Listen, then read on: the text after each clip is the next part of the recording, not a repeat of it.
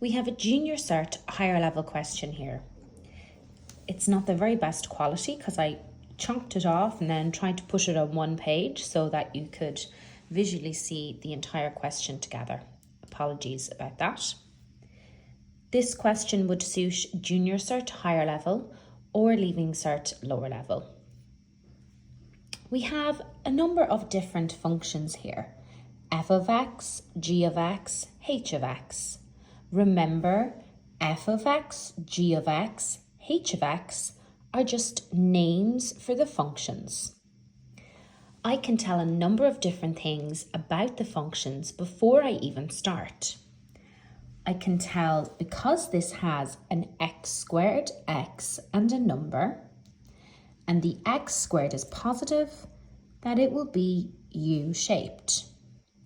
Here I have x squared x and a number, and the x squared is positive, therefore it'll be U-shaped.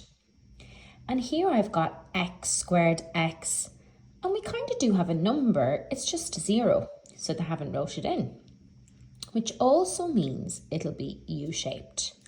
But we'll know something else about that in a moment. So they've asked us to solve all of these three functions and match the pictures up. So it's one of the more basic function questions and a really nice one. Now there's a number of different ways that we can solve this 2x squared plus x minus 6. You can use factorising or the minus b formula, the quadratic formula. If you're unsure of either of those, just pop back to some other videos and you'll see them. Let's factorise and solve this one for some practice. I've got 2x squared plus x minus 6. The idea is we need two back-to-back brackets that will multiply out in order to give me 2x squared plus x minus 6. The factors of 2x squared are 2x and x. The factors of 6 are 6 and 1 or 3 and 2. We're going to need an x method to help us here. And I put 2x and x. And we're going to take an educated guess that it's not going to be 6 and 1 and that it's going to be 3 and 2 for the purpose of the video. But as you know, you would practice things yourself. I know that 2 is going to go here and 3 is going to go here. How I know that is 2x times 2 is 4x. And x times 3 is 3x. And by adding and subtracting 4 and 3, how will you get this 1? Because remember, that's really 1x. That'll be plus 4 minus 3, giving you 1x. So we're pretty confident that that's correct.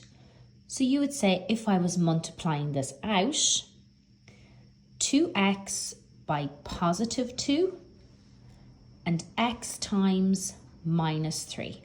Because 2x by positive 2 will give you 4 and x by minus 3 would give you minus 3.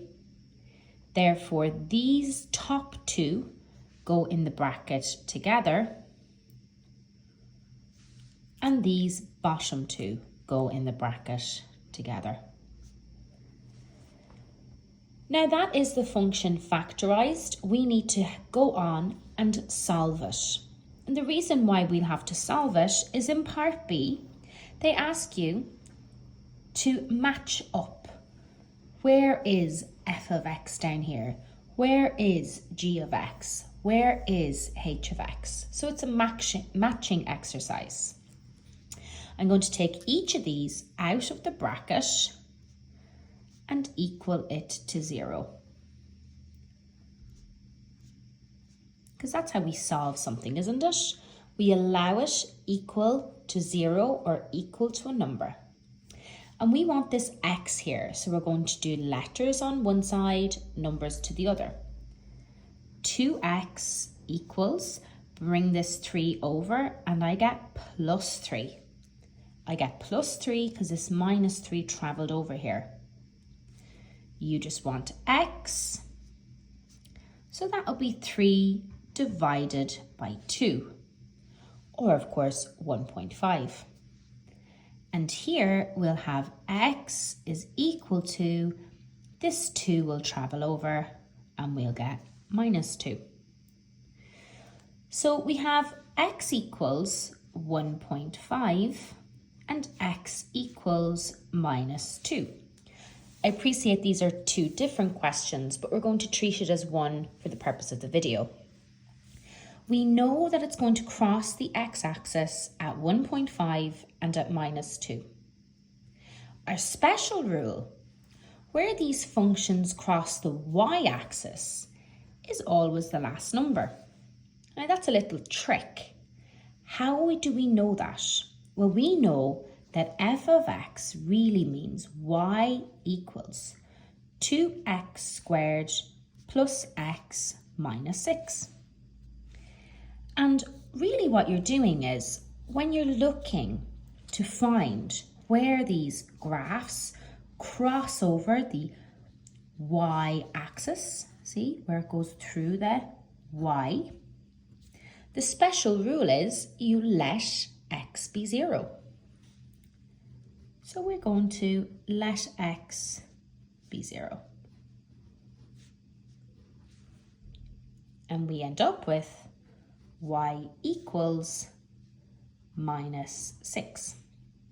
So what we have is quite a lot of information about f of x. We know it will cross at 1.5, minus 2, and it will cross the y at minus 6. So which one could possibly look like that? Well, I can see that diagram 3 is crossing at the negative. So that looks like it possibly could be minus 6. And then I look at the x-axis and where that crosses. And I can see 1.5. And I can see what could be minus 2. And you just check, is there any other option it could possibly be? Well, that kind of looks like 1.5 and minus 2 as well. However, the y would be incorrect on that one. So I know that diagram 3 is f of x. Now we move on to g of x and we do the same thing. By the way, if you can't factorise, you can use the quadratic formula, but it's good to practice factorising when you can. So we're going to take down this x squared minus 6x plus y, and we're going to solve it. The reason is this g of x really means y, and we're trying to find where it will cross over the x-axis. The special rule, on the x-axis, let y be 0. So really what you're doing is you're filling in 0 here, and we're solving x squared minus 6x plus 9. They don't require you to do that, I'm just explaining that. So we've got x squared minus 6x plus 9 equals 0. We're going to factorise this. We don't really need the x here. You can do it if you wish, but we don't need it. And we don't need it because here in front of the x squared is really a 1. So we can just say x times x is x squared. Factors of 9. 9 times 1 or 3 times 3.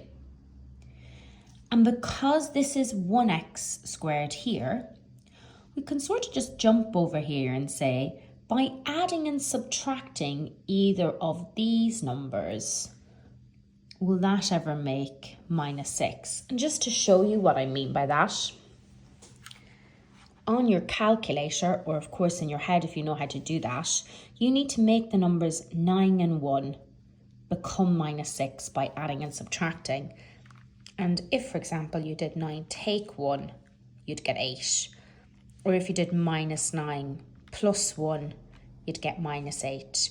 Or if you did minus 9 minus 1, you'd get minus 10. Or if you did minus 9 plus 1, you'd get minus 8. So hopefully I did all the options there. So it's not 9 and 1. We can see it's 3 and 3. Because minus 3, counting them gives you minus 6. So I'm pretty happy. Minus 3 gives me minus 6. You always, always, always do your double check. Does minus 3 multiplied by minus 3 give you 9? Yes, it does. Therefore, I know that my factorized quadratic is x minus 3, x minus 3.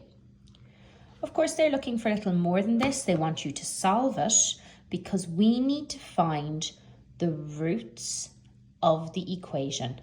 That special word roots means the solution of the equation, or where we're going to put them on the x-axis. So I take each one out of the bracket equal to 0. And that will give you x equals, this 3 comes over here and turns to plus 3. And this 3 comes over here and turns to plus 3. So I've got x equals 3 and x equals 3. So I know the two roots. And then remember, where does it cross over the y-axis? Where does it cross over there? The special rule is on the y-axis you let x be 0. So that means that you're going to fill in 0 everywhere you see an x. And my solution is y will equal 9. Remember the trick that it's always the last number. So I've got x equals 3, and y equals 9. Well, let's have a look at this one. That would be a minus, so it can't be that one. This one looks like it's going through 0, 0, the origin. It can't be that one. This one looks like it's going through 0, 0 again. Have a look at this one. That looks like it possibly could be 9. And you have x equals 3, x equals 3. Oh, perfect. Look, it's where you have the same roots and it sort of sits on the graph. When you have the same roots, think about that word I'm saying, roots, the solution. So this one here is g of x.